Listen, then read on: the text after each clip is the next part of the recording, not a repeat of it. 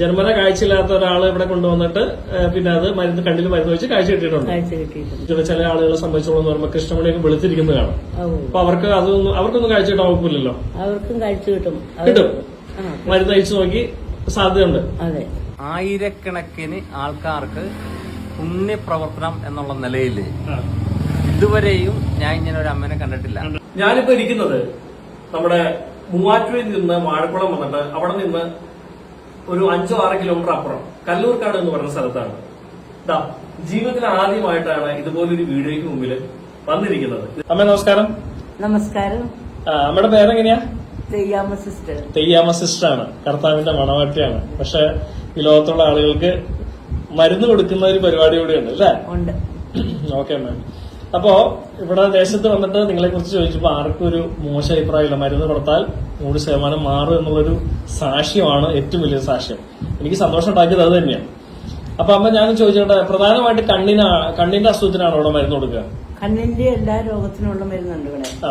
പ്രത്യേകിച്ച് കാഴ്ച നഷ്ടപ്പെട്ടവര്, ഞരമ്പ് സംബന്ധമായ കേസുകള്, കണ്ണട വെച്ചിട്ട് വരുന്ന കുട്ടികള്, അങ്ങനെ കണ്ണിന്റെ ആയുള്ള എല്ലാ പ്രശ്നങ്ങൾക്കും മരുന്നുണ്ട്. അമ്മയുടെ ചികിത്സാ രീതി ഇങ്ങനെ ഒരാളെ കാണുമ്പോൾ നമ്മള് വാദം, പിത്തം, കഫം എന്നൊക്കെ പറഞ്ഞിട്ട് നമ്മള് അങ്ങനെ ഒരു സംഭവം ഉണ്ടല്ലോ. അതിന്റെ അടിസ്ഥാനത്തിൽ നമ്മള് നാടി നോക്കിയിട്ടാണോ അല്ലെങ്കിൽ അതെങ്ങനെയാണ്?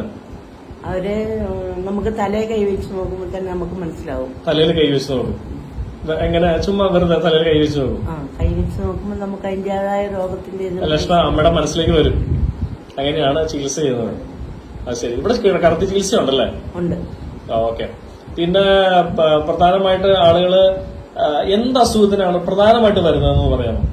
അലർജി സംബന്ധമായ കേസുകള്, കിഡ്നി സ്റ്റോണ്, മഞ്ഞപ്പിത്തം, ചതവ് കേസ്. അപ്പൊ ഈ കിഡ്നി സ്റ്റോണൊക്കെ എത്ര ദിവസം നമ്മൾ മരുന്ന് കഴിക്കേണ്ടി വരും? കിഡ്നി സ്റ്റോണിന് 3 ദിവസം. 3 ദിവസമുള്ളൂ.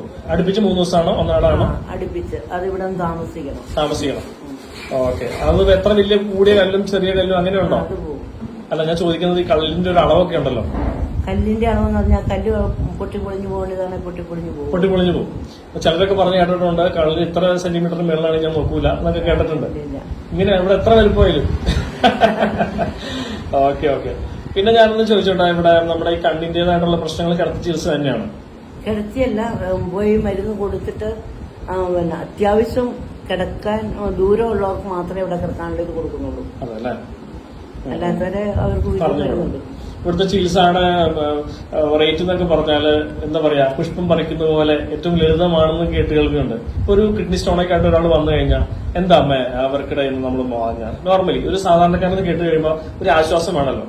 അത്ര ദൂരം നിന്നൊക്കെ വരുമ്പോ അവനൊരു സന്തോഷമായിട്ട് വേണം വരാൻ. 2500 രൂപയെ കൂടുതൽ 3 ദിവസം കൂടെ കൂടി അത്രേ ഉള്ളൂ.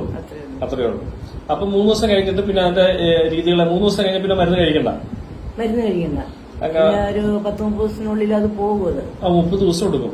ചിലപ്പം പോകാന് 30 ദിവസം, ചിലപ്പം പെട്ടെന്ന് പോകും. അതല്ലേ? അപ്പൊ 30 ദിവസം പത്തിയും കാര്യങ്ങളൊക്കെ ഉണ്ടോ? ഇല്ല, ഒന്നുമില്ല. ഇറച്ചി, മീൻ, മുട്ട അതെല്ലാം കഴിക്കാം.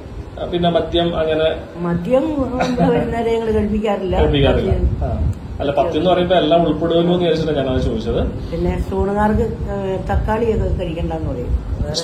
തക്കാളി ഒരു പ്രശ്നക്കാരനാണ് പ്രധാനമായിട്ട് അല്ലേ? അത് ശരി. അപ്പൊ ഈ കണ്ണിന്റെ അസുഖം എന്നൊക്കെ നമ്മൾ പറയുമ്പോ നമുക്ക് ജന്മന കാഴ്ചശക്തി ഇല്ലാത്ത ഒത്തിരി ആളുകളുണ്ട്. അപ്പൊ അതൊക്കെ അമ്മ എങ്ങനെ നോക്കി കാണുന്നു? അത് പിന്നെ പലതരത്തിലുള്ള ഇതാണല്ലോ. ഒന്നെങ്കിൽ കഫത്തിന്റെയോ വാദത്തിന്റെയോ പിത്തത്തിന്റെയോ, ചിലപ്പോ 3ഉം കൂടിയോ എന്തെങ്കിലും ആയിരിക്കും. അപ്പൊ അത് നമുക്ക് കാണുമ്പോ നമുക്ക് മനസ്സിലാവും. അപ്പൊ ജന്മന ഉള്ള ഇങ്ങനെയുള്ള പ്രശ്നങ്ങൾ ചിലപ്പോ പരിഹരിക്കപ്പെടില്ല എന്നുണ്ടോ? പരിഹരിക്കപ്പെടും. ജന്മന ഉള്ളതിനും കാഴ്ച കിട്ടിയിട്ടുണ്ടോ? ഇവിടെ കാഴ്ചയില്ലാത്ത ഒരാള് കാഴ്ച കിട്ടുന്നുണ്ട്. ജന്മന കാഴ്ചയില്ലാത്ത ഒരാള് ഇവിടെ കൊണ്ടുവന്നിട്ട് പിന്നെ അത് കണ്ണിൽ മരുന്ന് വെച്ച് കാഴ്ച കിട്ടിയിട്ടുണ്ട്. നമ്മൾ ചില സിനിമയിൽ കഥയൊക്കെ പറയുന്ന പോലെയൊക്കെ ഉള്ള ചില കാര്യങ്ങൾ. അപ്പൊ അത് മാറ്റിയെടുക്കാവുന്നുള്ളൂ. അപ്പൊ അമ്മ ഞാനൊന്നും കാഴ്ച വെച്ചോളൂ. ചില ആളുകളെ സംബന്ധിച്ചോളം പറയുമ്പോൾ കൃഷ്ണമണിയൊക്കെ വെളുത്തിരിക്കുന്നത് കാണാം. അപ്പൊ അവർക്കൊന്നും കാഴ്ച കിട്ടാൻ വകുപ്പില്ലല്ലോ. അവർക്കും കാഴ്ച കിട്ടും. മരുന്ന് അയച്ചു നോക്കി സാധ്യതയുണ്ട്. ഓ, അതൊരു വലിയ അറിവാട്ടോ.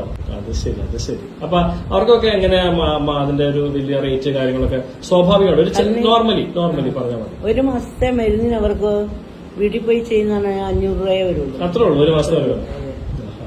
അപ്പൊ കണ്ണിന്റെ ആണ് പ്രധാനമായിട്ടുണ്ട്. ബാക്കി അതുപോലെ അലർജി സംബന്ധമായ കേസുകൾ എല്ലാത്തിനും ഉണ്ട്. അപ്പൊ കിടത്തി ചികിത്സയൊക്കെ ഒന്നും ഒരു പ്രശ്നമല്ല അവിടെ. അല്ല, ഒരു റൂമിനൊക്കെ ഒരു ദിവസം എന്തായിരിക്കും ഇവിടെ റേറ്റ് റെന്റ് എങ്ങനെയായിരിക്കും? അത് വാർഡായിട്ടുണ്ട്. വാർഡായിട്ട് വേണ്ടാത്തവർക്ക് മാത്രമേ റൂം കൊടുക്കുന്നുള്ളൂ. അത് ചെറിയ ചാർജേ ഉള്ളൂ, 500 രൂപയിൽ താഴെ. ഒരു റൂമിന് 500 രൂപ താഴെ ഉള്ളൂ. ശരിക്കും പറഞ്ഞാൽ വളരെ നല്ലൊരു സേവനമാണ്. ശരിക്കും പറഞ്ഞാൽ മരുന്നിനുള്ള പൈസ മാത്രം മേടിക്കണം, നമ്മുടെ നിലനിൽപ്പിനുള്ള കാര്യങ്ങൾ മാത്രം നമ്മൾ നോക്കണം. ബാക്കിയൊക്കെ ദൈവം പറഞ്ഞതുപോലെ എന്നെ പോലെ ആകും. ഫുഡും കിടക്കുന്നതിനൊക്കെ കൂടെ ഫുഡൊക്കെ ഇവിടെ നിന്ന് തന്നെ കൊടുക്കുകയാണ്. നല്ല ഫുഡാണ്.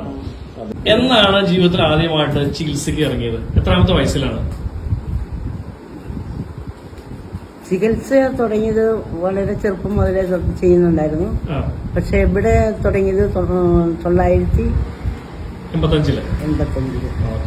വളരെ ചെറുപ്പം മുതല് അമ്മമാരുടെയും മുത്തശ്ശിമാരുടെയും ഒക്കെ പകർന്നു കിട്ടിയ അറിവുകള് മറ്റുള്ളവരിലേക്ക് പങ്കുവെക്കുന്നു അല്ലേ? അതെ.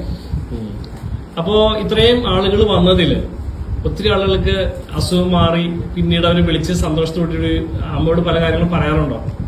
ഉണ്ട്. അപ്പൊ പിന്നീട് ചില വന്ന അസുഖങ്ങൾ ഉണ്ടാവും, പിന്നീട് വരുന്ന അസുഖങ്ങളൊക്കെ ഉണ്ടോ? അങ്ങനെ നമുക്ക് ആയുർവേദം പൂർണ്ണമായിട്ട് മാറ്റിത്തരുമെന്നാണ് നമ്മൾ പറയുന്നെങ്കിലും കണ്ണിന്റെയൊക്കെ തീർത്തും മാറിപ്പോകുന്നവർക്ക് പിന്നെ പ്രശ്നം ഉണ്ടാകുന്നില്ല. അത് കുറച്ചൊക്കെ ചെയ്തേച്ച് പോകുന്നവർക്ക് പിന്നെയും വരേണ്ടി വരുന്നുണ്ട്. എന്തെങ്കിലുമൊക്കെ കാണിച്ചാൽ മതി എന്നൊക്കെ തോന്നുന്നവർക്ക് അങ്ങനെ പിന്നെ വരും. അപ്പോ ഈ പൂർത്തിയാകാതെ പോകുന്നവരെ ഞരമ്പിന്റെ ഒക്കെ ശക്തി കുറവ് അലോപ്പതി മരുന്നില്ലാത്തതാണ്. അപ്പൊ അതിന് ട്രീറ്റ് ചെയ്ത് കംപ്ലീറ്റ് ആകാതെ പോകുന്നവരുണ്ട്. പ്രത്യേകിച്ച് സ്കൂൾ കുട്ടികളൊക്കെ ആണെങ്കിൽ ചിലപ്പോ ഒരു മാസം വന്ന് ചെയ്തു, അല്ലെങ്കിൽ പിറ്റേ വർഷമായിരിക്കും വന്ന് ചെയ്യുന്നു. അപ്പൊ അങ്ങനെയാണെങ്കിലും അത് 2-3 വർഷം കൊണ്ട് വന്നാലും പൂർത്തിയായി കിട്ടും. ഈ കണ്ണിന്റെ അസുഖത്തിനൊക്കെ പ്രായമുള്ള ആളുകൾ വന്നാലും മാറി കിട്ടും. ഒരു 50 വയസ്സായാലും 60 വയസ്സായാലും 70 വയസ്സായാലും ഒക്കെ മാറി കിട്ടും എന്നാണ് പറയുന്നത് അല്ലേ? അപ്പൊ ജന്മന ഇനിയിപ്പോ കണ്ണിന് കാഴ്ചയില്ലാതെ വരുന്ന ഒരു കുട്ടിയാണെങ്കിലും നമുക്ക് ഇവിടെ വന്ന് കണ്ണിൽ മരുന്ന് വെച്ച് കഴിഞ്ഞാല് ഇപ്പൊ ചില കുട്ടികളുടെ കണ്ണില് കൃഷ്ണമണിയുടെ അവിടെ വെള്ളപ്പാട് മാത്രമായിട്ട് ഉണ്ടാവും. അവരുടെ കൃഷ്ണമണി തെളിഞ്ഞു വരുമോ മരുന്ന് വെച്ചാല്? തെളിഞ്ഞു വരും. അതാണ് ധൈര്യം.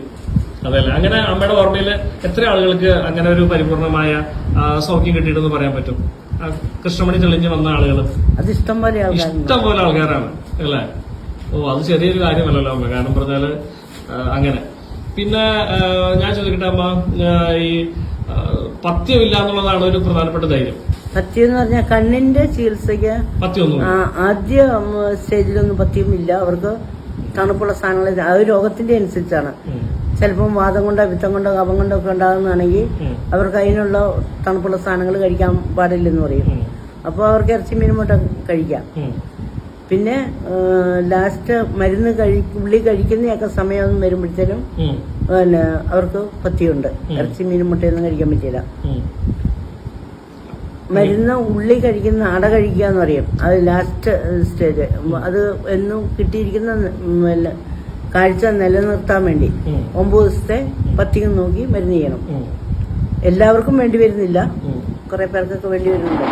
അത് ചെയ്യുമ്പോഴാണെങ്കിൽ ഒരു നേരത്തെ വെള്ളമേ ഉള്ളൂ കുടിക്കാന്, ഉച്ചയ്ക്ക് മാത്രം.